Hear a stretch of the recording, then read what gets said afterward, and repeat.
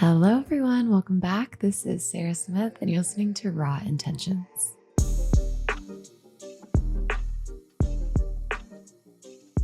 Guys, this is my first podcast since turning 30. Now, when I do my intro, I have to say that I'm 30 and not 29. I think that's the weirdest part of being 30. And of course, on your birthday or right after your birthday, everyone's like, oh my God, do you feel older? How do you feel? Which is such a funny question because no, but the only time it feels weird is when I have to say that I'm 30. It feels like an out of body experience because I literally still feel like a child. So that's just a funny little thing, but I'm so excited to be back in Denver. Last time I was recording, I was in my luteal phase and just had a crying breakdown in my car literally before a full day of 4 podcasts a couple weeks ago. But I've been getting into my cycle more and I want to learn more about it. And now I'm in my creative phase. It's right post period. And I was just talking to my guest about that. I feel like I'm just butterflies and rainbows and blue skies. I'm just happy, feeling creative, feeling inspired. So I'm really excited to be here and be on the mic. Also wearing a Canadian tuxedo if you're watching on YouTube or on Instagram. Not the best sitting outfit. Ladies, if you know, a certain pair of jeans that you won't wear to a dinner, but you'll wear to the bar because you practice sitting in it and they're just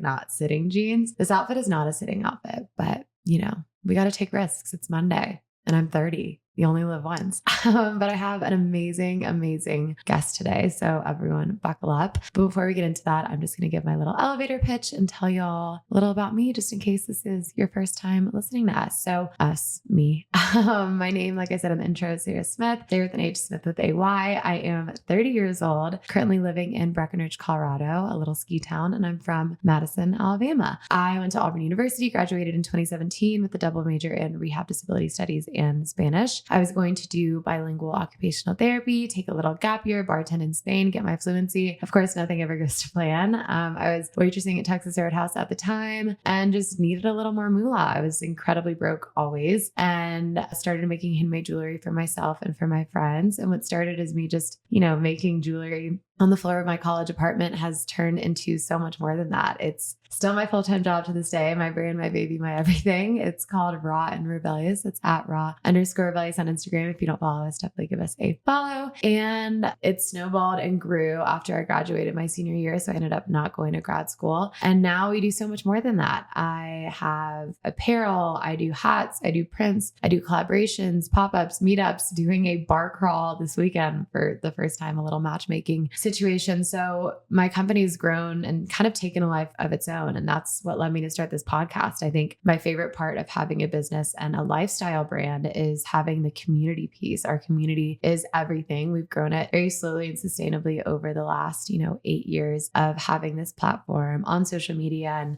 meeting people in person. And I think the reason why I wanted to start this podcast is just to have an extra little lifeline to that community, to the people that I get to DM and talk to every single day that I feel like are my friends. I feel like this is just a more authentic, raw way, intentional way to connect. Hence Raw Intentions Podcast. And that's at Raw Intentions Podcast. If you don't follow us on Instagram, definitely give us a follow. And obviously I love hearing myself talk or I wouldn't have a podcast, but I also love even more having guests on. And it's been really cool. I mean, not only have I gotten to have friends on and people that I am already close to in my life, but I also feel like I've really gotten to grow my community and just expand my mind with all the incredible people that I've gotten to connect with and talk to. People that after, hanging out for an hour and a half and picking their brain about their life, I feel like I get to call a friend. And that definitely speaks to our guest this week, someone that I've admired from afar via social media. And we've met briefly, have a ton of mutual friends, and finally got to chat for a few hours this morning. And just, it was the most profound, phenomenal, deep conversation. And I'm so excited to share it with y'all. So today we've got Amanda Fowler on the podcast. Amanda is 26 years old, Florida native, living in Denver. She is a creative, a jewelry maker, a podcaster, a dreamer, and a young mom. She has 2 of the most adorable sons I've ever seen. You definitely have to creep on her on Instagram if you don't follow her already. And we talk about it all. I didn't really know where this conversation was going to go. She also has a podcast. It is coming out. It probably already is out by the time this podcast airs. It's called Consciously Unconscious. And I love talking with other podcasters because the conversation just flows. I mean, I learned so much from this episode. At one point, I was I don't know if you'll be able to see it if you're watching it on YouTube. I was literally tearing up. I mean, her words were hitting my soul. She is such a soulful person, an old soul, like she says. And it's impossible to have a surface level conversation with her. I mean, the whole thing was just so profound. And we talked about so many things. We talked about young motherhood. We talked about relationships and growing apart and growing together. We talked about your identity as you become a mom and what that looks like, and pillars and the importance of that, and how those priorities and those pillars shift, not only when you have children, but also just as you get to know yourself throughout your 20s. We talk about what it's like turning 30. We talk about your 20s. We talk about friends. We talk about the importance of your circle, the importance of your dreams, burnout with social media. I mean, the list goes on, and truly you will learn so much from Amanda. She is so insightful. I'm so excited for her podcast to come out. You definitely have to give it a listen as well. We will be doing many more collaborations and events together because I feel like we just align so well. But I'll shut up and let Amanda tell her story. So without further ado, let's welcome Amanda Fowler to Raw Intentions. Welcome. Hi. I'm so excited. We both have our little drinks. Little ASMR. So do you drink ASMR? ASMR? ASMXY02. Do you drink coffee or do you just do matcha? I was like a big coffee drinker for a really long time. Specifically because I love the taste of coffee. Same. I always love the taste of coffee, Yeah. but it doesn't make me feel good. Yeah. And I was getting really bad brain fog every time I would drink coffee. So Really? just more tired than I was before, brain fog to the point where I couldn't think clearly. Right. And I was like, maybe it's just dairy. And so I stopped drinking dairy because I also have like a love-hate relationship with dairy. And then I was drinking coffee and almond milk with it. And still, it just did not make me feel good. I would do decaf still. Something with the coffee bean itself. Which I don't know. I probably should get an allergy test, but yeah, I've been doing matcha ever since, and I just feel so much better. And do you get tired, or No? Or the caffeine is like good? Caffeine's fine, because then I was like, "Is it caffeine? What is going on?" And it's not. It's the coffee bean, which is so tragic because I love coffee. I mean, a lot of my friends are the same way. Like either coffee makes them like super jumpy or anxious. Mm-hmm. And I started drinking coffee during COVID because up until that point, I had no reason to wake up early. Like I've never had a corporate job. So I would work super late and then I would wake up at like 10 a.m. But what about school? College? You never had a coffee? I would just sleep through my early, like I just didn't go to class a lot the majority of the time. You know, my husband is the same way as you. He never drank coffee in college. After college was when he started drinking coffee. Same. Yeah. I don't know. Like I didn't like the taste. And so I was like, can't relate. And the thought, I mean, like I would take my friends Adderall sometimes to like pull all-nighters. But other than that, I was like, I don't really want it. I don't really need it. So do you like the taste now? I'm obsessed. So I'm like a latte whore. Like I've got an espresso machine. I have 5 roommates and I make 4 lattes every single morning for them. You have 5 roommates? Mm-hmm. Well, me and 4 other girls. Yeah. So every morning I wake up and make my coffee, and like each of them have like a different thing that they like. And so I make all of us lattes every morning. You're their in-house barista. No, literally. And then my other roommate makes us smoothies every morning. And then my other roommate makes juices. Like we've got a whole Are you guys all single? system. No, 3 of us are. One of my roommates is dating a guy in Gunnison. Okay. And then I'm dating a guy in Alabama. Oh, you are? Long distance. How's that going for you? It's great. We met in February. We just have a bunch of mutual friends and he was on a ski trip in Vail. And so we met there. And then, I mean, I'm not like a naturally boyfriend girl, like I said earlier. Mm-hmm. So the long distance piece like works really well for us because I'm 30. I just turned 30. So I'm still not used to saying that. He's 31. So he's a year older than me. So like, I feel like both of us are in the place in our singleness where we both love our lives so much. And so it's like the perfect melding, but it also gives us that like independence still. Yeah. And we talk like every second of the day, like anytime I'm in the car or whatever, I just like call him on the phone and we'll like FaceTime and stuff. And we see each other usually like every 2 to 4 weeks. So it's not That's too pretty bad. good. And I mean, it sucks. Like I wish I could see him more, but I'm only in my lease in Breck for another year. And so we know that there's a light at the end of the tunnel. So I'll probably be back in Denver. I'm not going to Alabama. Okay. I was about to say. No. Well, I can't say, I mean, he doesn't listen to this podcast anyway, but we're like teetering, like trying to figure out what we're going to do. Cause he's like the one, like 100%. Like I've dated guys in the past and like, he's it for sure. But we're trying to figure out like what that looks like. Cause he's got like his job, his life, his family, he owns a house like in Birmingham where he's from. And I'm from Huntsville, like an hour and a half away. So like, I can't do Alabama and I can't go back. And I've lived out in Colorado for like 4.5 years. And if it were up to me, I would stay in the mountains for the rest of my life. Like I love living in the mountains, but I think Denver will probably end up being our middle ground because he needs more of a city for his job. And I want to be at least mountain adjacent. Like if I can't live in the mountains properly, I'd like to at least still be close. So there's still things I can do. Is he remote? No, which sucks. So he would like have to sell his house, get a new job. Like it's like a whole thing. But for the right woman. Exactly. And he's like more willing, I think, to make that move than I am to make the move to him. Right. Which he understands because I'm like, you know, if I had stayed in the Southeast, like I'm from Alabama, moved to Atlanta, then moved to Denver. If I'd moved to like Charlotte or like Nashville or something, living in Alabama or living somewhere around there, I wouldn't even blink. Like that would be fine. But I think living out here, I'm sure you can relate. Like you have so many hobbies, so many things you can do. I don't think I could revert back to being somewhere where there's like no outlets of things to do, if that makes sense. Well, people always say that the winters bring you and the summers keep you. Yes, exactly. In Colorado. And I really feel that. I remember last year I posted a story of the snow outside my window and I was like, mark my words, this is the last winter I'll be here. Because I'm from Florida. So I'm like, I love the beach. I love the ocean. Like my skin was just really suffering. I had bad eczema. It was just so dry. And I was like, this is the last time. I hated it. And now I'm like, I have no plans to move and I'm here and I love it. And like, I think that you're right. There's so much to do in both summer and winter here. And that's what's kept us for sure. But Lucas and I did long distance for, I want to say like 2.5 years in our relationship. And I loved it too. It really does lend itself to leaving space for you guys to be your own individuals. And I think that's so important in a healthy foundation. No, I agree. And I think it also, and you seem like this too, like you're a very like deep, profound person. And so when you're looking for a partner, you're probably looking for that connection as well. And for me, I oftentimes mistaken like physical intimacy, like good sex for like real intimacy. But I was always missing that piece of like, I want to talk for hours. I want to sit at a bar, like sit on the phone. And then we look at the time and it's like 4 hours have passed and you don't like that kind of connection. And I have that in so many friends, but I was always missing that piece with my significant others or like the guys that I would date or talk to. Yeah. And I was like, okay, well maybe like that's just not something that I'm going to get out of a romantic partner. Like that's just something that I'll get from my friends. And so that's what I've loved about long distance too, is like the intentionality behind it. Like you have to like inconvenience yourself to catch up, to talk to each other and to have that connection from far away. And then I think it makes our actual connection and foundation, to your point, even stronger. It's more purposeful.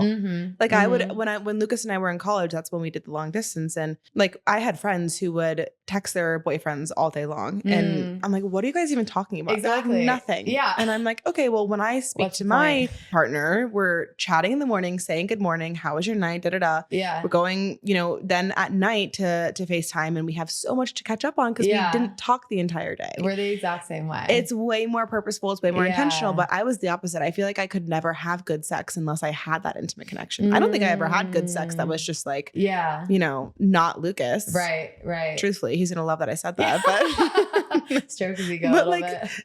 Seriously, like I've always needed that intimacy in the mind to be able to feel intimate with somebody physically. I think I've been the same. And I remember in my younger 20s mistaking like sexual desire, like horniness for just sex. And I would have one night stands and I'm like, I'm getting nothing from this. Like I think what I'm really craving when I'm like wanting someone is like the connection, the pillow talk, the spooning, the like breakfast in the morning, like the whole experience, like the boyfriend experience essentially. But I also am someone that like I've backpacked by myself and like fallen in love overseas with guys that I've met in like, have you done an episode on that? No. You need to. Because, well, now I feel bad because when I first started my podcast, I just started dating my ex and he was like very jealous and all the things. It was like, I won't even get into it on the podcast, but so I would never like talked about like my past relationships, I guess, like out of respect for him. And because I knew he would like lose it. And then like within the break, I've always wanted to do like a whole like sexcapades episode where I talk about like all my foreign experiences and like all the things. And now I started dating Patrick and I'm like I still want to talk about it and he probably wouldn't care. But so maybe I will still do it because it's like just such a chapter of my life. Well, and I really despise men who can't allow their partners to speak about their past. And like everyone has a past. It means nothing to the current situation. Well, it's like I wouldn't have been here if I didn't have all these experiences. And just because I'm talking about a past experience doesn't mean I want that experience. I'm in this relationship now. Do you not not trust my choices? Well, and I think with my current boyfriend, that's the first time I've experienced that like safety where he's like, Yeah. just loves me for every part of me and doesn't judge me for my past or shame me or speak to me in certain ways. Like I've been through the ringer for sure with relationships, and he's the first guy I've been with that's like just totally secure, not in like a douchey way, just in like like I've got you, like you're good, like you do whatever. And I think that's why long distance works too, is because like there's zero jealousy at all. Do you think it's also the fact that he's in his 30s? Yes. I need to know what 30 is like, because I think 30 when you're 20, I'm 26. You're 26, yeah. And so I think 30 for me, it doesn't feel old. It just feels more daunting because it's just a new chapter. Yeah. It's a new decade in my life. And so I feel like for me, it's not as scary in the sense of like, oh, I'm so old. It's just like, whoa, that's like a new almost personality. Yeah. So I'm so curious for you how it was turning 30, because I think people, what I've heard is like people are so intimidated by it. And then when they turn it, they're like, oh, this feels great. Yeah. I mean, I think, and I'm sure you would attest to this, like my early 20s were like such a mess and I loved them. Like I'm very lucky. Like I was doing so much research. I did like a whole solo episode about like a farewell to my 20s, and rather saying like, oh, I wish I knew this, I wish I knew that. It's like, no, I'm thankful that I didn't know those things because I learned. Like I had like the crippling FOMO. I cared what people thought about me. I had no sense of style. Like I, was in a sorority. I did things for my friends and never filled my own cup. I just filled other people's. Like all of these lessons that I learned, I'm thankful that I still acted that way, because I think it was all linear and it like kind of like built on top of each other to create like who I am now. But it's interesting because I did a ton of like journaling and solo hiking last week because I just turned 30 like a week ago. So I'm still very new. It was a week ago? Oh my God, happy birthday. Thank you. Thank you. Wait, so you're a Virgo? I'm a Virgo. Virgo queen. I should have guessed. See, I don't know anything about my signs. You'll have to. You are very Virgo now that I know. Yeah. Okay. That's good, because sometimes I see things and I feel like I don't relate to them. But a lot of people do tell me that I give like Virgo energy. Virgos, I feel like are like, they can just touch success so easily. And because they're high achievers, they're driven, they're like high performers, they can multitask. They're just like comfortable being busy. They like to achieve and like to accomplish. They're stubborn and they're also hard on themselves. But like, but they are so very like I have no, my son's a Virgo, Lennox, my older one. I have no worries about him in life. Like, I just feel like Virgos, and my dad's a Virgo. He's super successful. Like, I just feel like every Virgo I know is just, they ooze success in whatever like definition of success that means. Totally. But they're just like, I know who I am. I know what I want. And I'm stubborn and I'm going to be hard on myself if I don't get it. Yeah. Which I respect. Yep. That is me to a T. Well, it's funny because I feel like a lot of the Virgo stuff is like, you're very organized, you're a little anal. And I feel like I'm organized chaos. Like I have my to-do list, but I'm so ADD. So I'm like, but you're also creative, all over the place. Yes. And you're also feminine. Very creative. Yes. Exactly. Which I think lends itself to like the chaos and the messiness. Yeah. Because it's like, I understand it in my own brain, but I feel like women think so much more, especially if you're in your like feminine energy. Women think more quantum, whereas men think more linear. Yes. And so I think for me, all of the jumbledness, like my boyfriend laughs because I'll be telling a story and I'll go off on like 20 different tangents. And he's just like, your brain is insane. Like I follow That's where the magic is. But yeah, it's in the tangents. It's more fun, but no, I agree with that. And I do, now I feel like the older I get, the more I like ascribe to my sign. Because for a while I didn't. But yeah, I mean, I can't really speak on my 30s too much, but I will say like, everyone always says like, oh, like you're still so young. And I was so nervous. I was like, oh my God, I'm going to be 30. Like that's going to be so old, especially in my like mid 20s, but you don't feel old. Like, I don't think I'll ever feel old. Like I have such a focus on like my inner child too. And like prioritizing like play and like carefree and like getting outside and doing all of these things to make sure that I like love every day that I'm living, or I try to. And so I think if anything, your 30s are like, okay, now you've figured out so much about yourself, so much about the things you love to do, how you like to spend your time. You are more selfish with your time. And for me, what's crazy, and I know we've got two totally different paths, but I have like a big journal. I have a manifestation journal, like a 5-line, 5-year journal, like all kinds of journals. And the 5-year one is cool because you like write like 2024 and write what you did that day. And then the next year on that same day, you can like see what you were doing a year ago. So, which I just like love, like I'm so That's nostalgic. cool. I love looking back, and it's just like a little short blurb, but it just shows you kind of how far you've come. And I'm like, this is so crazy because in the last decade, I've changed so much. I've learned so much about myself. My friends have changed. I've moved, all these things. My company's changed. Now in my next decade, like my life will change. Like my priorities will change. I'll hopefully have kids by the time I turned 40, you know, like maybe even in the next 5 years in my one line a day, like I was writing that I drank on an empty stomach and took too many mushrooms and like threw up at RMU 2 weeks ago. Maybe in the next 5 years, I'll be like cleaning up my toddler's throw up. You know what I mean? Like you just, it's crazy. So that's just a funny thought for me going into the next decade is like, I'm so thankful for my 20s and like have truly lived to the fullest. Like I don't have any regrets. There's so many paths I could have taken, but I'm so confident now in like the path that I'm on. But yeah, like so much is going to change in the next 10 years. So I don't really know if that answers your question, but. Well, it's so interesting hearing that too, because I feel like I have different experience in my 20s just because I literally have 2 children already. Yeah, and like, exactly. It is interesting hearing that. I'm curious how I will be when I turn 30. So how old were you when you had it? Because Lennox is your oldest. He's my oldest. He's 4. Okay. I was 22 when I had him. Wow. And I look back and I thought I was so grown. Yeah. Oh my God. Are you kidding? So Same. Grown. And I was like, yeah, I'm going to have this baby. Like, what about it? Yeah. And I was like, Mom, why are you freaking out? It's literally okay. And now I'm like, I don't understand how I did it. Yeah. Like I had a moment the other week where I was like, Lucas, how the hell have you and I gotten to 26 years old and we have 2 children? Yeah. Like, how do we do this? And I feel like there have been hard moments in it and like, you know, stressing about money and finances and but I always look back.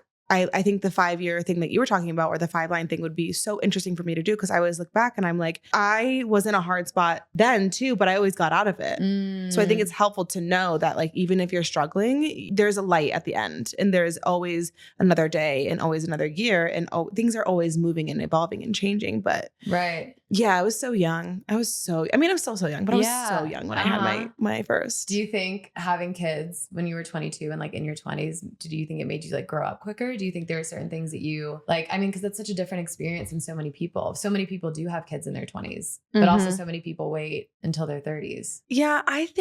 I don't think it made me grow up. I think in certain ways, like responsibilities, finances, taxes, a house, like for sure it made me grow up in more of like the on paper ways, but mentally, I don't think so because I've always been more of like an older soul. I've always resonated more with people who are older than me. I always loved sitting at the table with my parents and their friends. Like I always hung out with my parents. Like I just always was hanging out with an older crowd in a way. Okay. And Lucas and I started dating at 16. Right. So my parents were high school sweethearts and they're still married. And Lucas's parents met when they were like 14 and 17 or whatever. And so this was meant to happen. And they have been together for forever. And so we both had these models in our parents where like they met at a young age and they like were soulmates and they're like beautiful and have a family and they love each other. And so for me, I always had this knowing that that was going to happen to me too. Yeah. And from like a young age, I mean, even like middle school, I remember just with my first kiss, I just wanted to get it over with to say that I did it. Yeah. Not because I wanted to like be with boys. I was just like, let me just get this shit done. And then when it came time to like for everyone to get boyfriends and do that, I was so like, I'm not dating until I find the one. Yeah. Like I'm not wasting my time. Like you 10 years old. Literally, I'm booked and busy. Yeah. I don't have time for this. And so when I met Lucas, I was like, oh shit, I really just manifested that. Yeah. Like, you're like, oh, well, here he is. I was like, we're 16 and I feel like we're married. Meet in school? So he went to a big public school. I went to a small private school, but we lived 8 minutes away from each other. Okay, and so we had mutual friends. And so one of our mutual friends was my best friend and she met him at like a football game. And well, it's kind of interesting because Lucas and I, was Twitter big back in like your hometown when you were in high school? Yeah. Yeah. Twitter was huge where we lived. And I was like kind of a Twitter influencer. Okay. Like I wasn't getting brand deals or anything or like in that way. But you had like a lot of followings and a lot of followers, retweets. But I also was like always on Twitter. Like Twitter was my Instagram. Okay. And so I was always posting on Twitter and I met Lucas at a party, like some random party that I was at one of my volleyball girlfriend's house and all of her friends were there from like the big public schools. So I met him when I was 15, but I didn't know that I met him because I like asked somebody where the bathroom was at this party and he was like, oh, I know. Yeah. And he took me to the bathroom and I like was like, thanks, shut the door in his face. Like didn't know. On our second date, like a year later, he was like, yeah, I met you a year ago. And I was like, did not know. Yeah. Did not know. But he remembered. But he not only did he remember, he like from that moment, he was like, who is that girl? I need to know her. Aww. She's gorgeous, whatever. And so for the whole year, like he was dating somebody else, but he would always like my tweets and always just like be on my Instagram and whatever. And I remember one time tweeting like, oh, we have boys with girlfriends liking our tweets out here. And he liked that one too. And I was like, okay, something's going on here. He broke up with his girlfriend and then he reached out to my best friend who was our mutual friend and was like, you need to connect me with this Amanda girl. Like we need to meet. And so we grabbed lunch. What are we, like fucking 30? We grabbed Literally, lunch. we grabbed lunch. Like, what do you mean? Like, no, we went to this place called, do they have this in Alabama? Jason's Deli? Yes. Yeah, we went to Jason's Deli. This place called Jason's Deli. We went to Jason's Deli. You know, with the swirl ice cream. Yes. That's hilarious. I was like, oh my gosh, my favorite lunch spot is Jason's Deli. I loved their Cuban sandwich. Like, it was just so good. And Lucas was like, me too. Never been there a day in his life. He's like, me too. Let's go. And so I remember we like had the best time. When we were 16, the first question he asked me when we sat down was like, so how did your parents meet? And I was like, are you serious? Who is this? I love that. I was just like, who is this? And then we like hit it off. And I mean, we fell in love and it was such a beautiful romance. That was like from 16 to 19. And at the end of that first relationship, we were like married. We were like, okay, this is it for each other. However, we were 19. And I was like, I'm going to a different school. You're going to a different school. And so it was just kind of like, we were talking about this a little bit earlier with a couple other people talking about their experience growing up together. And for me, I was like, I don't know how to find myself while being in a relationship because I also struggled with like, I had a dad who was pretty well known. I had a brother who was 2 years older than me. So I felt like I always was like in the shadow of like, oh, I'm Chris DeMarco's daughter, or I'm Christian DeMarco's little sister, or I'm Lucas Fowler's girlfriend. Like I never felt like I had an identity as separate from men. And I was like, interesting. I need to go fuck off and do my own thing and be somewhere where nobody knows me and I can almost find who I am. Right. And so we did long distance in our freshman year of college and then broke up. And then I went to Boulder. Okay. And I think we were broken up for like a year and a half when I was in Boulder because we got back together at the end of our junior year.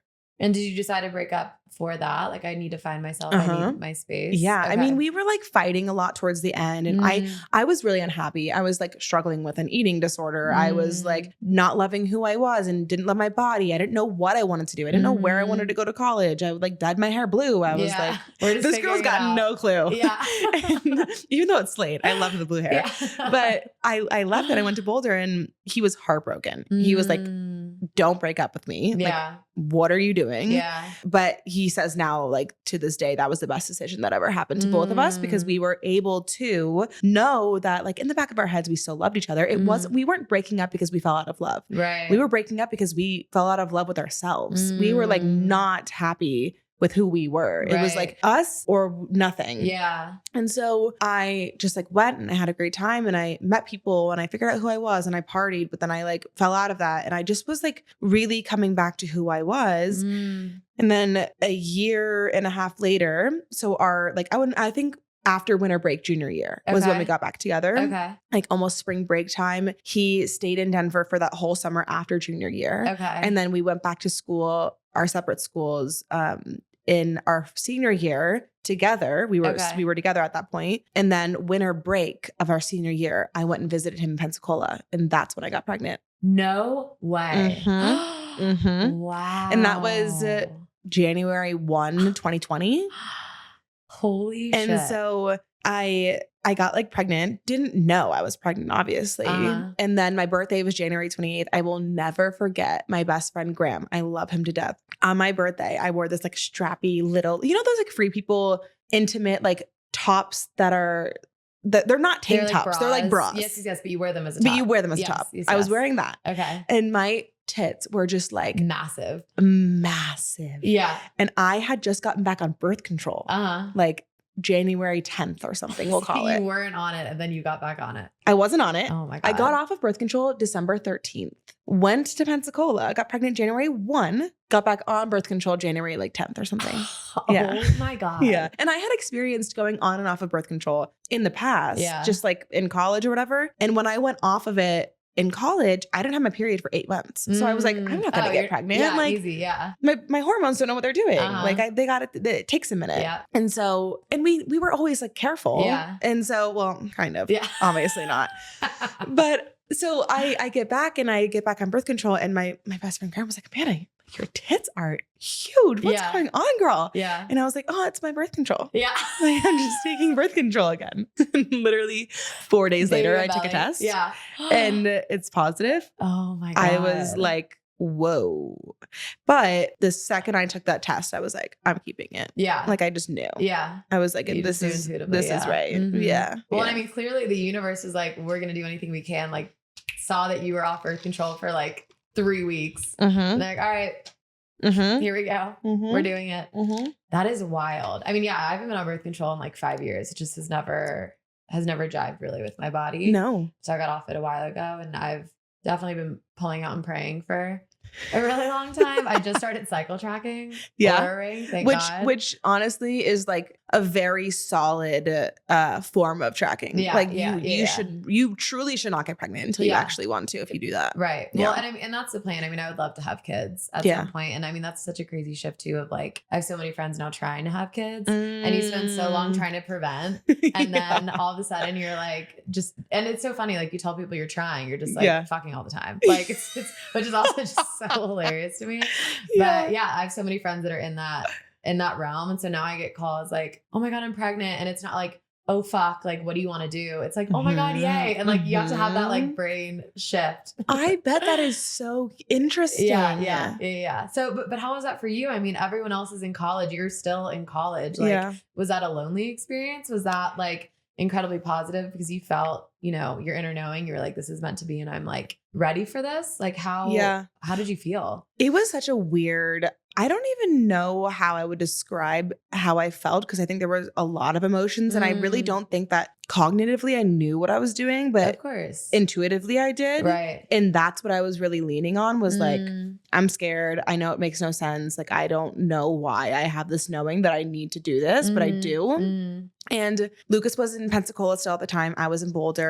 A month later, COVID happened. Oh, yeah. It was February 2nd, the day after the Super Bowl in 2020. Yes. I found out I was pregnant. A month later, March, whatever. That's when everything shut down. Everything shut down. So Lucas's school went online. My school went online. Okay. So he was able to fly to Denver and be with me, and we quarantined with my parents in Denver for 8 months of my pregnancy. But that was such a blessing in disguise, because if COVID did not happen, we would have been apart for the first 6 months of my pregnancy. Yeah, which I'm sure would have been hard. That would have been so much scarier. Yeah. I would have had to go to ultrasounds with my mom, and she was always supportive, but very vocal about the fact, what the fuck are you doing? Yeah. She was very fearful. I'm sure. Which I don't blame her. Her baby. Right. I would have been, I'm sure I would have been the same way. Right. Well, I would do things differently, but you know what I mean? I understand the feelings. And so I was just so happy that COVID happened, because he was able to be with me. But when that happened, I don't really know what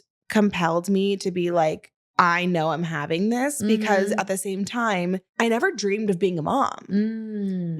I always knew I was going to have a family. And when I met Lucas, I always knew we'll start a family one day. Yeah. But I never dreamed of when I was going to become a mother. Okay. It just wasn't something, even with a wedding. I was I don't really dream about a wedding. I don't dream about being a mom. I dream about my career. Right. What am I going to do? What am I going to build? What am I going to create? Right. It really wasn't surrounded by family and in my dreams. And I just was, I don't know. I had this deep knowing that I will have this baby, and it's only going to lend itself to my career versus take away from it. Okay. And so, I didn't feel like I was almost out of place with my friends, or they couldn't relate, because nobody was really doing anything at the time because of COVID. And it was you were pregnant while everyone else was at parties. Exactly. Everyone was, yeah.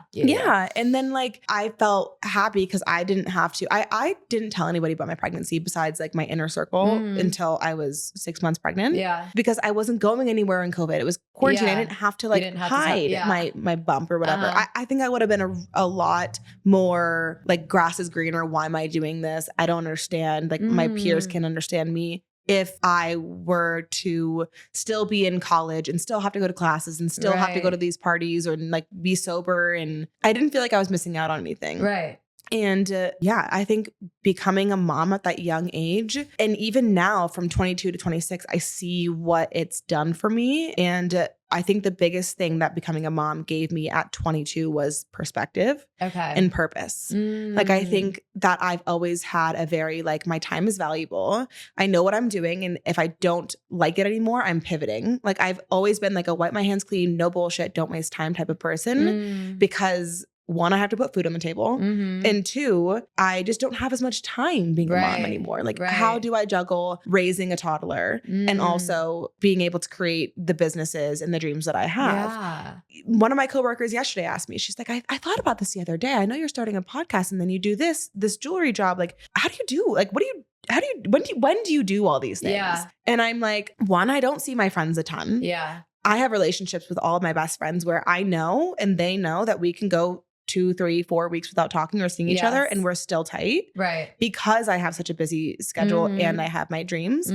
I do shit morning and night. Like, Lucas goes to culinary school 2 nights a week. And on those days when he's gone, when the kids go down, I'm on my computer. Yeah. Like, I am doing shit and all of these little moments that I have. Yes. And that's the perspective that I feel like motherhood has lent me is like, you always have time even when you think you don't. And I think that it's a lot easier to make excuses or be lazy or not have that drive if you don't have children being like, I have to eat. Yeah. I have to have diapers. I have to like do all these things. I want to go places. Like, I think that it gave me this really big sense of purpose. Wow. And while you're juggling all these things and new roles are being defined within your life, because I've had these conversations too with my friends that have become moms and friends that became moms earlier on like you did. And I think the new age of motherhood is so much less like, okay, you're not Amanda anymore. You're just a mom and a wife, whereas now it's like, okay, no, you're still Amanda. You're also a mom. You're also a wife. You're also a creator. You're also creative. Like, you have these dreams.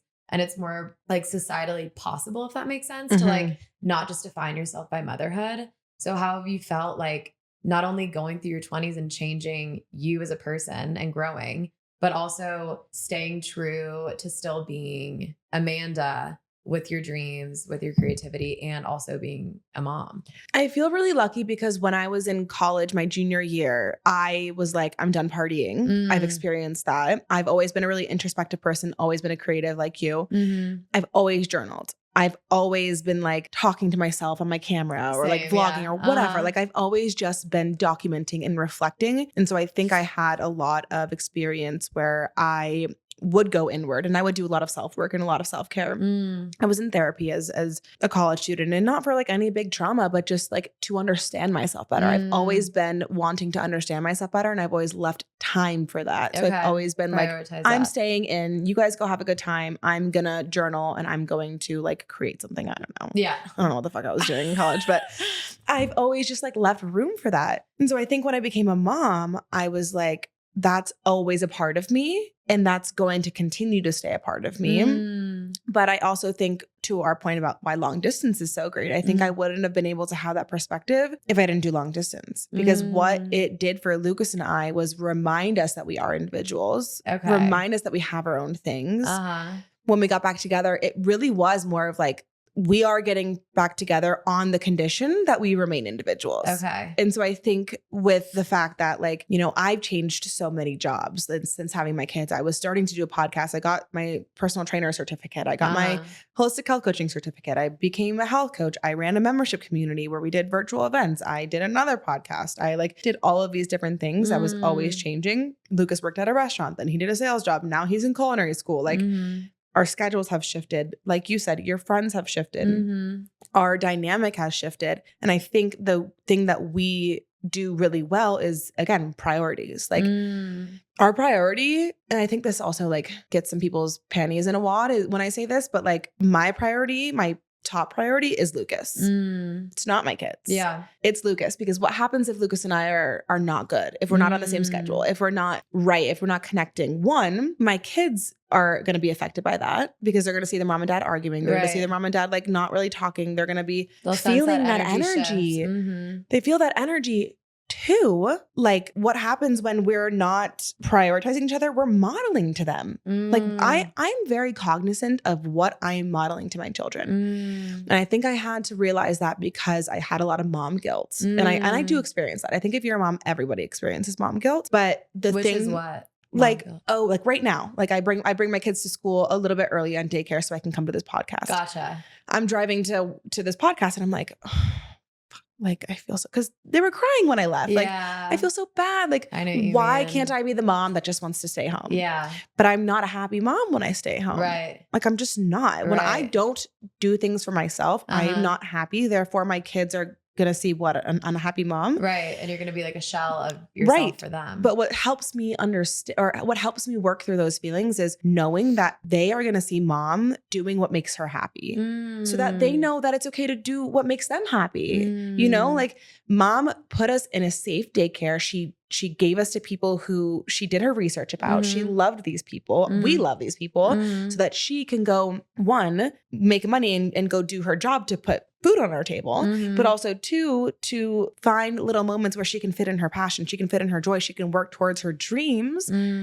How could I be mad at that? Like, how can my children be mad at that when, like, looking back, they'll be like, damn, like that was something that she prioritized because she knew she was worth that. Like, I want my kids to feel like their dreams are worth it. And if I'm not modeling that to them, how are they going to learn it? And so I think I have always been like very prioritizing of that. So like Lucas is number one because I want them to know real love is real. True love is real. A healthy foundation is the most important thing. And it starts with the foundation. Like if Lucas and I were the ones who started this family, like we have to put ourselves first for the betterment of the family. Right. And so I want them to know that, like, put your partner first. Okay. Obviously my kids are like, it ebbs and flows, right? Yes, if my kids are broken bones, they're my priority. Yeah, if they're sick, they're my priority. Yeah, like, of course. It shifts. Yeah. But Lucas is my top priority. Then it's my children. And then it's my dreams. And I think that takes precedent over friends sometimes. That takes precedent sometimes over self-care. And I just feel like I would not be able to juggle building my career as a young mom.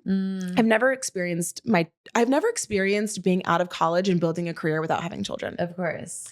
And that, when I think about it too long, freaks me out because I'm like, how am I doing this? How am I going to do this? But I think, again, like going back to the whole purpose conversation and drive, it gives me the purpose. It gives me the drive to do it. But I think I have always been very good at priorities, and that's how I balance it. And that's so important, is remembering those pillars. And I was having issues with like overworking myself, obsessions with productivity last year because I've just slowly added so many things to my plate and I wasn't balancing correctly. I was just going like so hot and cold with different things and like kind of putting myself on the back burner, and I could feel it. And my therapist was like, okay, here's a bunch of cards. Let's narrow it down to like 5 pillars that are important to you. It could be money. It could be friendship. It could be community. It could be charity. It could, like, there's a million things you can choose from.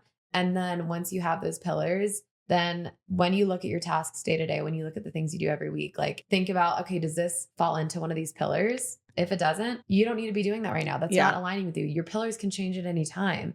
And same with exactly what you're saying. And I think that's a super interesting perspective. And I completely agree. And I know a lot of people talk about within marriage that when you have kids, your marriage can suffer because you forget each other. And they say like, okay, you have to continue to work on your marriage. You have to continue to like put each other first, to date each other, you know, all of these things. So how do you put that into motion? Like, how do you make sure you're prioritizing Lucas in this journey of also having 2 kids? I think it's less about the action and more about the mindset. Because truthfully, we are so busy right now that we don't have time for date nights. Right. Also, we're like not in the best financial position that we've been in right now. So we can't go and spend $200 a night on a dinner and childcare. Like, we can't. True. And so I think it's being really strategic about when we have time together, being off of our phones, right, communicating, connecting, understanding each other's. I think it's 2 things. It's when we have the time, we're communicating, we're off our phones, we're giving each other our time, but then it's also understanding each other's love languages. And I think people like have mixed feelings about love languages, but I really think that they are the most simple way to make your foundation, your partner feel seen, heard, wanted, and loved when you're in a when you're in a busy season. Like, if we're in a really busy season where Lucas Monday and Tuesday nights is at culinary school, Monday through Friday, he's working. Thursday through Monday, I'm working. Right. We don't have an overlapping day to spend with each other. Right. What we have is morning and night. Right. That's it. Right. And so the easiest way to make us feel like we are putting effort into each other is love languages. Lucas is his words of affirmation and physical touch. You know what that means? Sometimes if I'm not feeling like having sex, I have the sex. Right. Because you know what? Every time afterwards, I'm like, oh, that was great. Yeah, of course. It's always the before that's like, oh, I'm so tired. Yeah, like, I I'm don't really want to do it. Yeah. Like, I just want a night to myself. One, it takes 5 minutes. Yeah. If your partner likes you. Yeah. It takes 5 minutes. Yeah, literally. 2, you always feel better afterward. Like, I'm never going to not have sex and be like, yeah, I wish I didn't do that. Yeah, like, ever. If you are, then you probably shouldn't be in that marriage. Yeah. Like, and so I think for me, it's really getting out of my own head and getting out of my own way and being like, okay, how can I please my partner? How can I make them feel loved, seen, and heard? And then communicating when you get the chance, because you know, and I think that's something that Lucas and I are actually really good at too, is we have a really good understanding of what are Lucas's dreams and what are Amanda's dreams, and how can we support one another, because Lucas is my biggest cheerleader. He is always down to step up if that means that I can show up better for my dreams. I love that. And vice versa. Yeah. And I think if you don't have that, it could be really hard. But I think that the biggest way that we really prioritize each other is exactly that, is just being mindful of each other's love languages. Mine is quality time. So he knows that I need him off of his phone. I need him to listen to me with his eyes. Like, we need to connect. Yes. We need to spend time with each other. And sometimes that means like he gets home from culinary school at 10 and we're talking until midnight and we're tired. But like, again, I think it just goes back to you. I think that there's this sentiment with, and I have like this is a whole other can of worms for another time, but I have a qualm with modern day feminism. I just don't, I think it has a lot of flaws. And I feel like there's this lie that we've been sold of we can have it all. And we can, but there are things that are going to suffer if you try to do everything all at once, all at the same time. Right. What you need is to be able to surround yourself with people who understand that things are going to take precedent, and that priorities list, that 5 pillars list is going to be shifting all the time. Right. So if that means that like your kids take priority, your relationship's going to be a little bit on the back burner. If your relationship takes priority and your kids take priority, your career might be on the back burner. If your career takes priority, then your kids and your husband are going to be on the back burner a little bit. But if you have people and you've set yourself up in a family dynamic to know that just because they're not having my full attention right now doesn't mean that I don't love them and see them and hear them. Right. Then you're fine. Right. But you really can't have it all. And I don't believe in that. And I think once you stop believing in that, you stop feeling bad about it, because I think when you think that you can have it all, you're like, well, I'm doing so well, why is this suffering? And it's like, because you're putting your energy somewhere else. But you also need to have those conversations with your people to be like, I need to make sure that you are going to support me in these things, because just because I'm putting energy into this doesn't mean I'm leaving you or I'm not, wanting to be with you. I just have to prioritize this. And I think, again, going back to the young motherhood thing, I think being a young mom taught me that. Like, it's okay if I think it's like sacrifice. That's what it is Lucas and I are very, very aware that sacrifice is going to be a part of our day to day, because we can't do it all. Right. Well, and what you just said too about the seasons, like seasons change, and I'm a huge journaler too. And that's something that I've learned over the years. You commented about, you can look back on a journal and see a really hard time that you were going through, and you see that you got through it. And that kind of gives you that self-assurance for later of like, I know I'm in the season. I know it fucking sucks, but like, I've gotten through hard things before. Here are these tools in my toolbox. And here is proof that as I was crying 2 years ago about this one thing, or 6 months ago, look where I am now, which I'm so appreciative of. And it's the same thing with seasons. Like, and I go through the same thing in very different ways. I think everyone does, but it's having that knowing that this is temporary. Let's communicate. Like, you're really busy in school. You're really busy with your job. Both of you are running around. These are the times that we have together. Let's prioritize that. And also surrounding yourself with people that understand. And I think that's true friendship. I think as you get older, your circle gets smaller. And that used to scare me when I was younger. I was like, I want all the friends, but you only have so much time. And I've never thought about that. Like the concept of you can have it all, because then it's almost like you're just putting the bare minimum into so many things. So you're excelling in nothing. And you're the master of none, because you're not putting your full energy and like having things always shifting, like that's okay. And it's okay to try new things and stop. It's okay to fail and learn from it and try something new if it doesn't serve you anymore. Yeah. And that transference of energy, I think, is so important to understanding like, okay, this is what I'm going to put everything into right now, or this is what I need to do right now. And that can change, and that's okay. Well, you mentioned the pillars thing. And I think that I'm experiencing that right now with all of the things that I'm trying to do. I think like approaching 27 and approaching this like end of my 20s, this Saturn return type of chapter, I'm getting really clear on like what I want. And I feel like I've pivoted. I've experienced things. I'm like reflecting on all the things that I've done. And I'm like, okay, I actually know like what I want. And I think that I'm experiencing that right now with social media, where I'm like, I want to be a present mom. I want to be a great wife, and I want to be a successful podcaster. Why do I feel like I need to show up on social media every single day and create content that doesn't even relate to any of those things? Right. And doesn't like propel you forward in any of those things. It's just making me feel like I'm on this like hamster wheel of like, I have to get content out. I have to get content. But I'm like, but for what? For what? Why?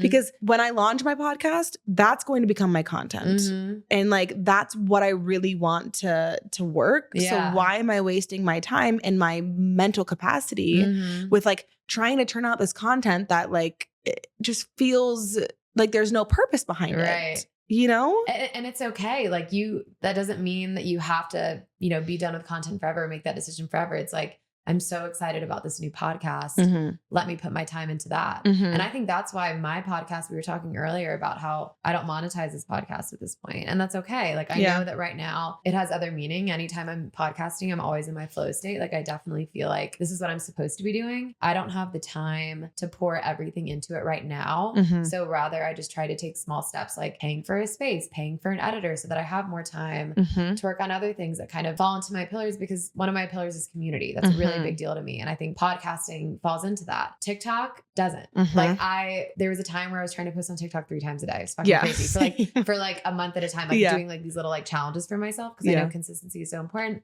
And then I'm like, why the fuck am I trying to post on TikTok and like then going on TikTok as a consumer and like wasting time, like looking for trends and like random little ideas. Like I don't want to focus on that right now. And I think the pillar thing showed me that. Like I have community in other places. Nature is another one of my pillars. And like I want to spend more time outside, not in front of my phone. And so adjusting everything and kind of like looking up from your tunnel vision and being like, oh, this isn't working for me right now. Let me pivot. And then once you pivot, it's like no shit. It's like the most obvious thing ever. And it takes that like just looking around for a second and being like, oh, this isn't working. Well, and it's scary too, because you're like, I want to be relevant. Yeah. And that's such like just a false reality. I think that the biggest thing that social media has been giving me lately is a false sense of productivity. Because I'm like, when I post something, I feel productive. But like, what needle is this moving? Right. It's not moving the needle towards what I actually want, which is podcast success. Like, what is that doing from like, what is a random reel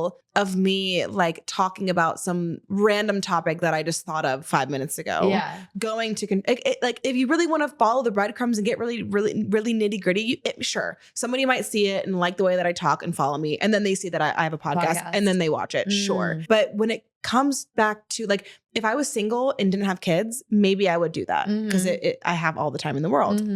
But I don't have all the time in the world right now. So I need to get really granular on like, okay, should I be concerned about what I should post on social media, or should I edit the podcast and upload it and schedule it? Right. You know what I mean? Like getting really clear. But I don't know. I also think that social media is such a, like the whole TikTok thing and like the 3 times a day, like in the algorithm, like I struggle a lot with it because back in the fall of last year, I grew my following significantly. Okay. And it was through posting 3 times on TikTok, posting like twice a day on Instagram. Viral, and like, it wasn't as much growth on TikTok, but I grew a lot on Instagram from kind of a similar plan or strategy with like, I posted at least once a day, but sometimes twice a day. And I would create videos that I knew worked.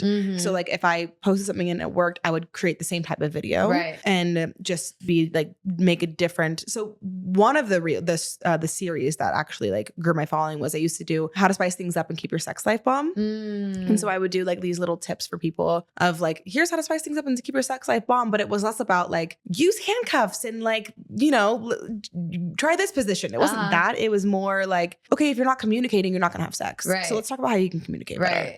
Like it was more about the things that surround having good sex. The context behind good sex. And I grew my following like 20,000 followers from it.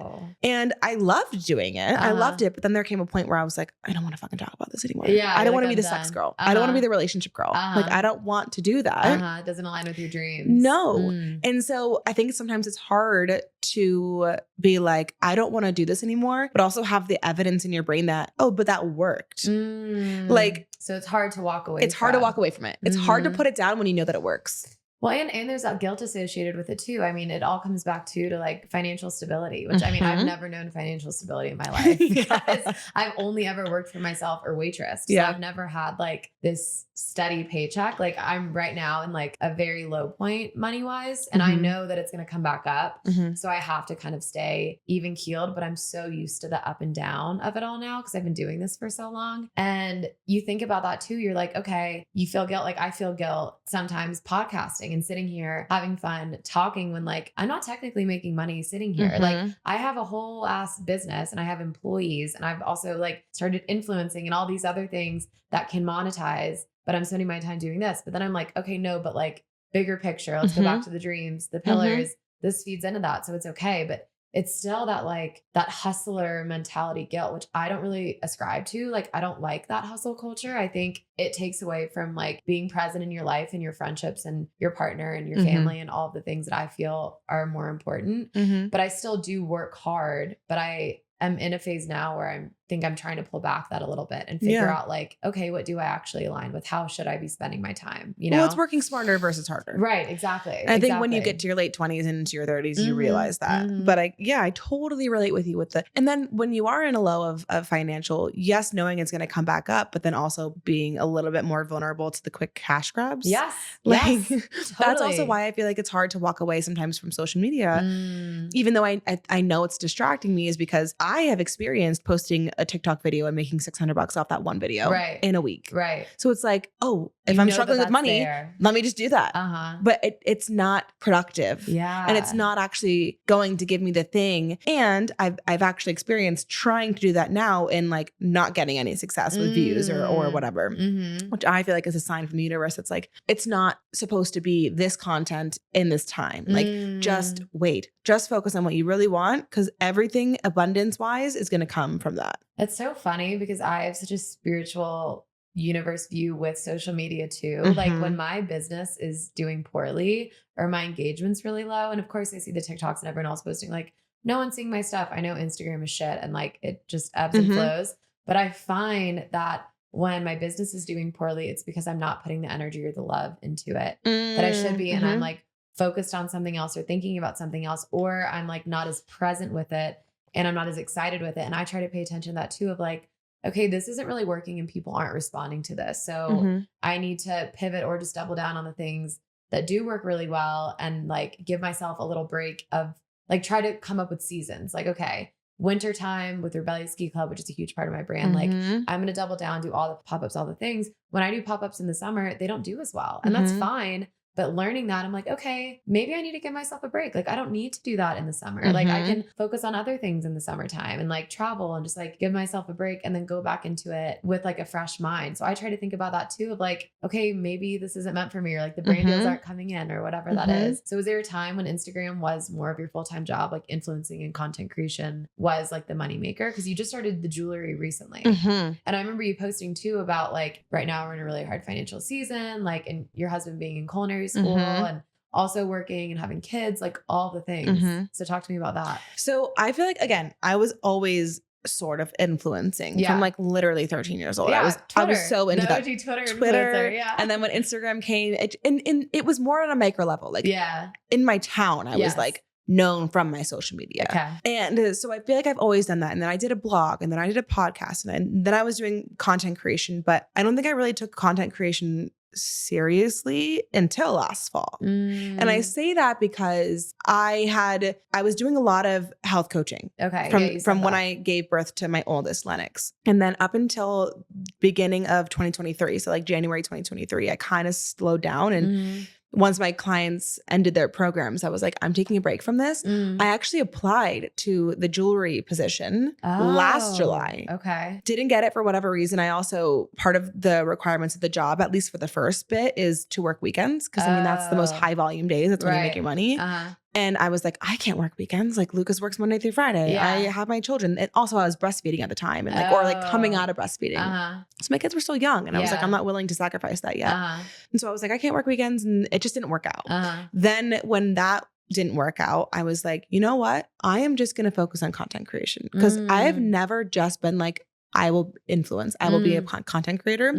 I've never just focused on that one thing. And so in the fall, when I was focusing on that one thing, that's when I grew my following. And that's when it worked. And you got strategic with and it. I got strategic with it. And I was committed to it full time. I was giving my energy and all my love to that. Okay. And it was really authentic. Like now I don't want to create how to spice things up in the But back then I loved that shit. Like every way I've ever showed up on social media and every season has always been 100% authentic. I don't know any other ways to be. Right. And so I was loving it. And I think that's why I grew my following, was because I was authentic and people could see that. You could tell, yeah. And then, I mean, I was making a little bit of money, but it was so inconsistent. Like last October, I think I made $7,000 on content creation. And then like November, December, maybe a couple grand. And then January to March, dry.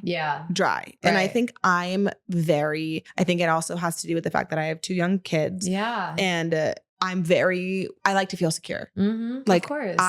When I am in a bad financial place, I feel frantic. I feel panicked. I'm like, the world's going to end. And I also feel like I need to be real with myself, and the fact that like, okay, well, no, Lucas has a good job. And just because it's a little slow right now doesn't mean it's not going to pick back up. Also, I'm so thankful that I do have help if I ever am in a really bad spot. Totally. Like I have great parents that are willing to help out if we need it. Right. It would go against every fiber of my being and my ego to like ask for help. But I have to fucking check myself to sometimes be like, I am so much better off than a lot of people. And I'm really grateful for that. Like I'm privileged. I'm grateful for that. I think that helps me also be like, just relax, stop being so frantic. And so when I got this job, it was because it was less about like, I'm not loving the social media thing and I'm not making any money. It was more about, I wanted community. I was really craving to be around women. I've worked from home or stayed home with my kids for the last 4 years. Like I needed to get out. I needed to go do something. And I needed to be out like in the city and just out of my house. And so I got the jewelry job finally, because I actually connected with a few of the girls who worked there. Okay. And I read one of the girls' human design charts, which I used to do when I was health coaching. Okay. And she was like, oh my gosh, my boss would love this. Like I want to connect you guys. And so she connected us via text. I never got to read her chart, but I literally was just like, okay, this is my in. So I just like straight texted her and I was like, hi, I'd love to read your human design chart, but also I really want a job from you. And like, I really need this. And this is why I want it. Like, when can I interview? Like, I was just so like, I need this. I want this. Like, let's get it. And so I met with her. It was great. I got the job and I'm loving it. Like, I think that again, podcasting is my dream. And that's when I close my eyes and I'm like, what do I actually want? It's a successful podcast and all of the things that come from that with like retreats and being able to host wellness, like community events with women and circles and being able to really inspire and help them touch people's life for the better. I've always wanted that, but also through being myself and self-expression and communication and having great conversations and being vulnerable. And so when I think about my dreams, it's that. But I think that I'm at a point where before I would have been like, well, what if the jewelry thing takes away from my dream? Now I'm like, what if it's helping me with my dream? What if I meet somebody in an appointment that's like, I actually have a podcasting network. Like, you want to chat? I can give you some tips. Or what if I can plug my podcast to every single person that I see? And every single person that I meet? What if my creativity and my self-expression through my fashion and my jewelry is actually lending itself to me being able to speak eloquently on my podcast? Like, I think it's all perspective. Yeah. And I think that, again, like, it's interesting when you do something for your passion, but also for your income. And I think I've really had to learn that balance of like, if I'm passionate about this and I'm trying to make it my job and I'm trying to make money from that thing too fast, too quickly, and I'm too desperate, it's going to kill the passion. It's not going to work. Yeah. It's going to kill the passion. The money's not going to come. But if I am conscious of the fact that it already is mine, it will come, it's going to come, but I don't need it to come right away, I'm fine. Right. And I think that's a big part of why I got the jewelry gig, was because I was like, I need something stable and secure, because I know myself. If I go into this podcast and I don't have any money coming in, this podcast is not going to be sustainable. It's not going to have longevity, because I'm going to try to like burn it to the ground by making money so quickly. But having this steady paycheck, even though it's not a ton, gives me that sense of security where I'm like, this can take its time. Yeah. And then you don't have that stress and the panic surrounding. And I also think living, in a state of neutrality of, it's okay if it does, it's okay if it doesn't, like you said, it's going to come. So rather than panicking about the how, you focus on the gratitude, you focus on the what ifs. Like you never know who you're going to meet. It's so hard. It's a practice. Yeah. And thinking of every interaction, every new day is like an opportunity. And I always say that. I mean, I think networking is like an icky You're thing. really good at this though. Oh, I think that you. you put this into practice so well. Thank you. Of like, I don't know, when I like perceive you, that's so weird to say. Like the way that I'm perceiving you.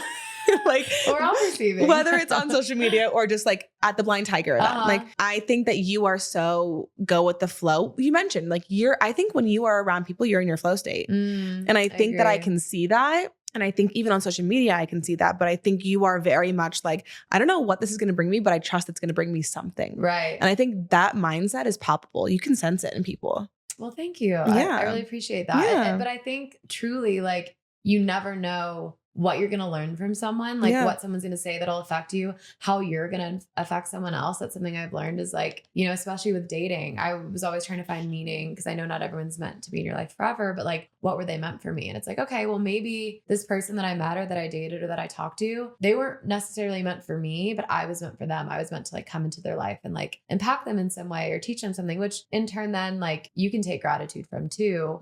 But I think, trying to focus on the bigger picture and focusing less on the how, like you said, it is so freaking hard. And even when I was talking earlier about the financial instability and like being in the downward right now, it sucks, but I'm so used to it that I have to just compartmentalize. Like if I focus on that, and I wake up some days too, and I'm like, what the fuck am I doing? Like exact same as you. Like, why am I posting on social media? Why am I doing this? Why do I have a podcast? Does anyone even care? Like I have moments, it has to do with my cycle. I swear it's like once a month around the same time. And I'm like, which phase is it? That's luteal. Like, luteal. Yeah. That's you're luteal. You're so pessimistic. Yes. You're like, why am I even here? Yes. What am I even doing? Yes. No one cares. Everything. Yeah. And then when I bleed, I'm like, oh my God, I'm a star. No, literally me. Like, I think it was a week or two ago, I was in town podcasting. And right before I did the Something More Human podcast swap, I was crying in my car. And I texted them and I was like, having some technical difficulties. Like, can we delay 15 minutes? The technical difficulties were me fucking sobbing in my car. And this was like right before my period. Got my period this past week, and now I'm like shitting butterflies. I'm like, this is like the best day of my life. Like I love my life. I'm walking around like but it just ebbs and flows like that. And I have moments like that all the time. And I've learned like, rather than getting too bogged down, which sometimes I let myself get bogged down, just trying to stay above, trying to stay delusional enough that I'm like focusing on like all that could be. And I'm the luckiest girl in the world and all these things that I tell myself that my friends laugh about, but I truly have to believe it, because then what the hell else am I going to believe in? I think delusion is very hard for people who are really practical and realistic. And I think that being practical and realistic requires delusion too. It does. Like if you're going to be so practical and realistic, that's a really miserable life. Totally. Like, you have to have a little bit of magic, a little bit of fun, a little bit of pretend and imagination. Yes. And that deludedness turns into your reality. It does. Like it does. Truly it does. Yes. And if you just allow it, it'll come. But I think it's a really hard practice. Like it is. I don't know. I think I need to do more yoga, because I think if I did more yoga, it would allow me to be more open to those practices and like always practicing them. Because I think sometimes I am like, well, I have all these thoughts and I know all these these mindsets and belief systems, but how am I actually putting them into practice? Right. And I think if I had, or like meditate, I haven't meditated in so long. I'm not very good at like meditation for me is like going for a walk without my phone. Yes. Like I can't really sit Mm-hmm. and meditate because my mind, I mean, I know it's about like noticing your thoughts and like letting your mind wander and then pulling it back. Mm-hmm. But I just find it so much more meaningful when I'm like meditating in motion. Yeah. Or like dancing or like, Mm-hmm. you know, doing like moving my body. Like I find that helps me a lot. Yeah. You're in the present moment. Yes. Yeah. Exactly. Yeah. So it makes me feel more grounded. Yeah. Yeah. I think I need to do more of that because I also think that like my mindset, I'm the same as you. I think more clearly when I move. And I think when I'm sitting still, I get more like ruminating. Yes. Versus if I'm moving my body, I just let it go. Yes. Yeah. And you just don't think about it. Yeah. And that's the same thing. I was thinking about that earlier.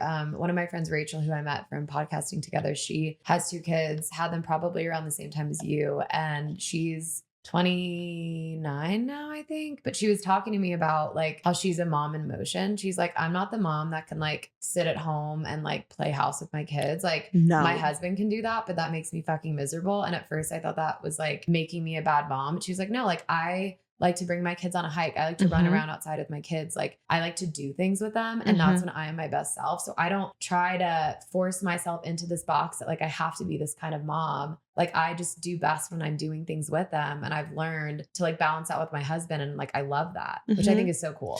And I think I'd be the same way. Well, and to bring it full circle with the whole like being off of your phone thing, going on a walk and being off your phone. Like I think that we would have less of those thoughts of, does this make me a bad mom? Am I supposed to be this type of mom if we weren't on social media? Yes. If we weren't like seeing how everybody else was mothering. Yes. You and know? comparing ourselves. And I feel like there is so much, I feel like people are being more honest and vulnerable and less judgmental about moms on social media. But I feel like there's still so much like, and I'm sure you've gotten that from sharing your life publicly, or I would assume like some kind of shaming or like telling you that you're doing it wrong. And like, there's so many different ways to be a mom. Like, it's just insane to me that people fucking care. I posted a dancing video with Lucas the other day or a couple weeks ago. It has like 4 million views and I don't know why, but I always know when my video gets over 1 million views, stop looking at the comments. Yeah, because the trolls come out. When you go viral, like, I mean, I'm like, thank God I went to public school. Like I do have pretty thick skin, but like when I've gone viral, people fucking tear me apart. Yeah. And I'm just like, whatever. Oh yeah. And so we're dancing and my youngest Ellis is in the background just like watching us in the kitchen, and people were like, watch your kid, you're neglecting your kid, or you're like kidding. You know, the kid's hungry and wanting like dino nuggets, and mom, I'm like, first of all, I'd never feed my kid fucking dino nuggets, but thank you. But also like second, I'm literally dancing with my husband. Go fuck yourself. Yeah. What? But like, I think, again, if we were less on our phones, and I think that is something that I am moving into when I start this podcast. And I think it'll be out once this podcast episode is out, but being a more conscious creator. I think there are very few conscious creators. And what I mean by that is creators who are conscious of the people who are consuming it and how they're consuming it. Like people who are creating something and before they click post, they're like, how is this post going to make people feel? We're rarely doing that. And I find that I don't do that either a lot. But when I do, I'm way more happy about what I post. People, I feel like, can sense it. Yeah. And I just feel like, you know, I don't want to ever be contributing to the noise. I don't want what I create to be noise for people. I want it to be impactful. I want it to be poignant. I want it to be something that inspires them, makes them feel good, versus is just like another reel that they're scrolling past and feeling bad about themselves for not having, you know? And it's like, that's why I try to be honest. That's why I try to be like, yeah, I have $5,000 in credit card debt, which is more now, by the way. Like I have credit card debt. I have, my house is falling apart because it was built in the 1950s and the guy who renovated it did a poor job. Like I'm not this picture perfect, have it all figured out. Got all these materialistic goods, just like, you know, feel bad about yourself. It's like, I'm better than you. Like that's not me. And I don't want anybody to ever come onto my page or anything that I create and be like, I feel so bad about myself. So how do you want people to feel that come to your community and follow you? Like, what's your hope from that? I always want to inspire people to feel more confident. Like my whole thing, I think, as I've done social media for so long and I've experimented with wellness or growth or, you know, relationships, is I want to empower women, female empowerment, like, and not in the like yeah, rah, rah. Like, we can do it bleeding. No, I don't want to do it bleeding, actually. Like, I just want women to feel confident in themselves and confident in expressing themselves however they want. Like, I think that there are a lot of women over the years who have either DM'd me or commented or I've worked with on coaching who just don't feel like they have the confidence to be their true selves. And that's really what I want is I want women to feel inspired to learn more about themselves, understand themselves better, and be confident in expressing that and being that unapologetically in every room they walk into. Right. Because that lends itself to getting closer to living the life you actually want. Because when you feel confident, you do the things that you actually want. And living in alignment. I mean, you just, you have the purpose then, and you have the self-assuredness and the inner knowing to propel you forward. Because I think being insecure, being self-confident, or not being self-confident, like bleeds negatively into other parts of your life, or I found that for myself when I've been in those seasons for sure. Totally. And with your new podcast, we were talking about it earlier, kind of your why and going into it, but what do you hope to bring with that and like bring into the space?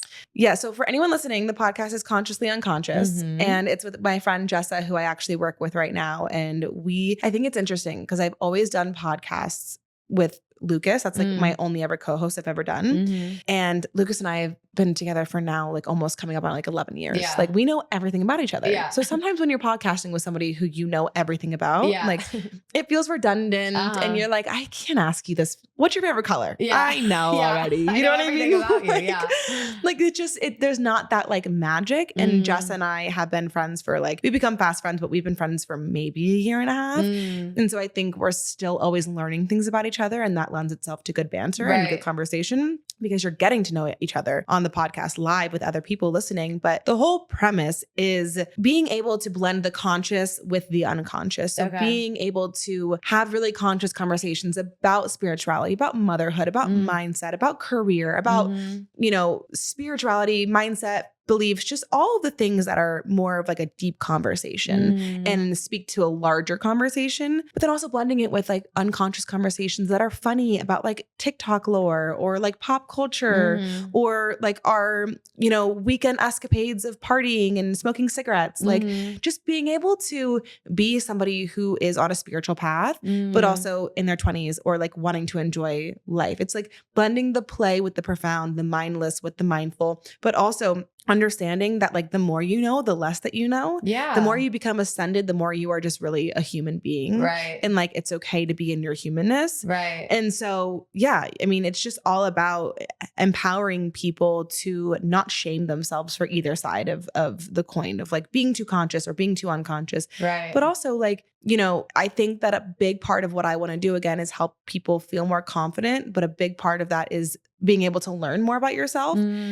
And I feel like there's a lot of people who feel intimidated by spirituality or feel intimidated about like self-care or self-growth.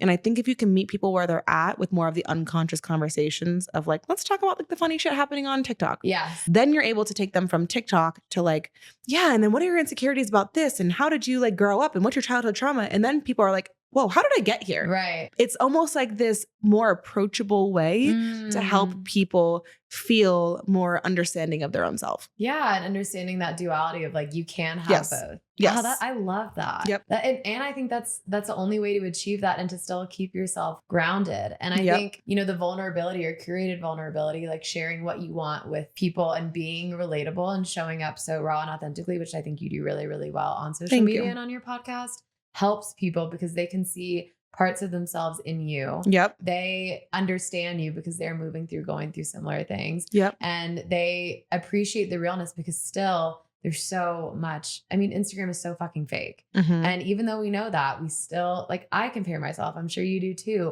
when you're on social media. And so showing up in that way, I think, is the broader way to achieve exactly what you want, which is making people feel more confident in a way that they're not even cognizant of. Like they don't even realize that they're growing their self-esteem from listening to you and Jenna, is that her name? Jessa talking about, like TikTok. Yeah. Well, and that's the whole thing. Like in the title, consciously unconscious, I want people to be like, what the fuck does that mean? Yeah. Yeah. And then like hear us talking about something that's so mindless. Yeah. Because when what I'm doing when I'm driving home from work, I want to put on the toast. I want to put something on that's mindless.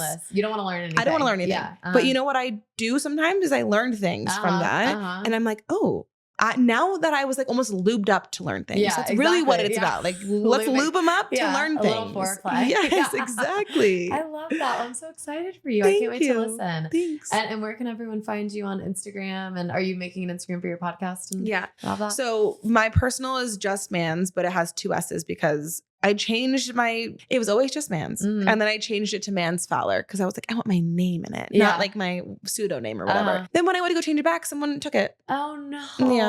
So I have 2 S's, but I'll get it back one day. Okay. Yeah. One day. So it's Just Mans with 2 S's. On TikTok, it's just.mans. And then our podcast Instagram, I think, is Consciously Unconscious Pod. Okay. I don't know for sure, but I will let you know. We'll double check and we'll link it. We'll put it in the show notes. I'm so excited for you. This is amazing. And thank you so much for coming on. This was so much fun. I could talk to you for 5 more hours. I know you have to get to your jewelry. Guys. Yeah. But thank you so much. And thank you guys so much for listening. Thank you. Bye, guys. Bye. All right, guys. And that is a wrap on this week's episode. Thank you guys so much for listening. It was so much fun. I hope you loved it as much as I did. You can follow Amanda on her socials as well as this podcast at Raw Intentions Podcast on Instagram. Definitely give her podcast Consciously Unconscious a listen as well. If you're new here, definitely follow, subscribe, all the things. If you like what you heard, leave us a little review anywhere you hear podcasts so we can continue to grow our little community. We drop new episodes every single Thursday, have not taken a break in 2+ years and probably won't in the near future. I talk about everything under the sun. I do solo episodes, have guests on, all the things, so definitely stay tuned. If you want to slide into our DMs, talk about something that you heard on the podcast, something you'd like to hear, or just want to chat, our DMs are always open and I love hearing from you guys. And that's all I have for this week. So thank you so much for listening and I will chat with y'all next week. See ya.